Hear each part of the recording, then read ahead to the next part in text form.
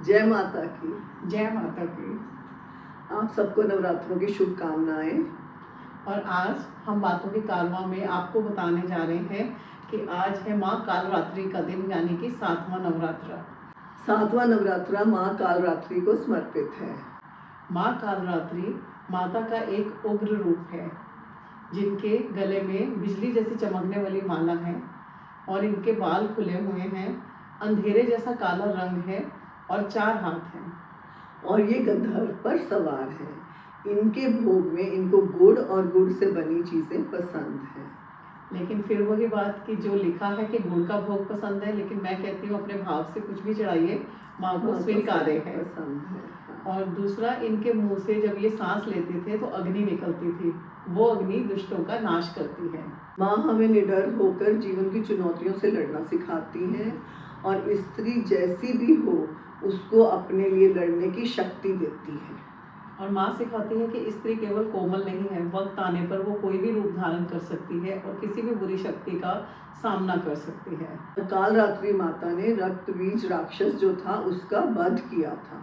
रक्तबीज एक बहुत ही शक्तिशाली राक्षस था। उसके खून की हर बूंद से एक नया राक्षस उत्पन्न हो जाता था।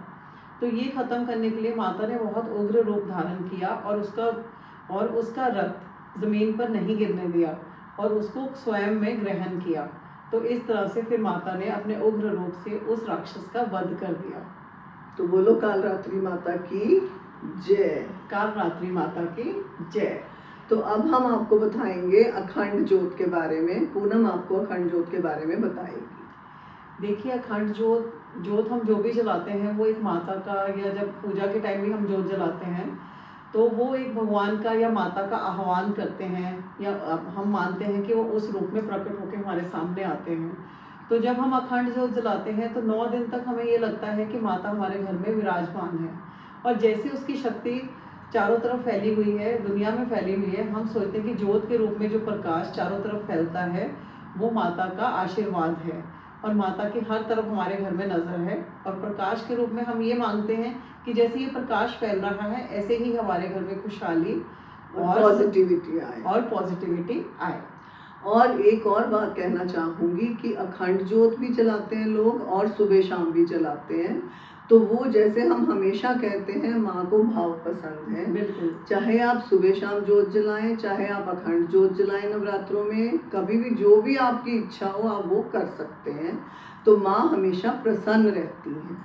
और क्योंकि ये आस्था का विषय है, इसके बारे में हम आपको नहीं कहेंगे, आपको जो अच्छा लगता है वो कीजिए।